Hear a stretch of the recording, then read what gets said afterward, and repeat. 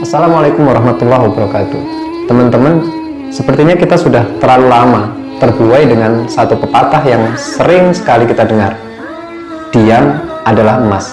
Padahal tidak selamanya diam itu emas. Kapan diam itu emas dan kapan diam itu tidak menjadi emas? Diam adalah emas ketika kita tidak ikut-ikutan membagikan sesuatu yang kita belum yakin apakah itu benar ataukah itu salah.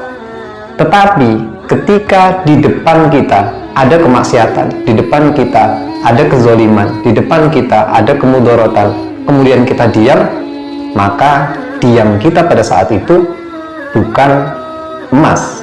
Diam kita bukan diam adalah emas, tetapi waktu itu kita harus melakukan aksi. Jangan sampai kita disebut sebagai syaitonul akhros atau setan bisu gara-gara kita mendiamkan sesuatu yang seharusnya tidak terjadi dan kita mampu untuk melakukan itu. Ini sebagai pengejawantahan dari apa yang disabdakan oleh Rasulullah SAW.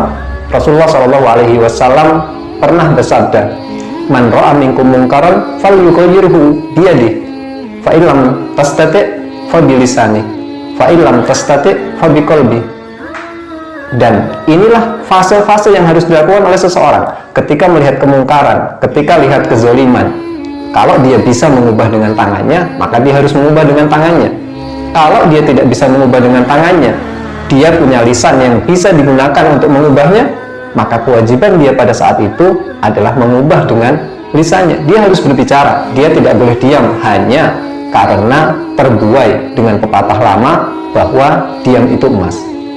Diam ketika ada kezaliman itu berbahaya, apalagi kalau jelas-jelas sebenarnya dia mampu untuk berbicara, dia mampu untuk mengubahnya dengan lisan, tapi dia diam.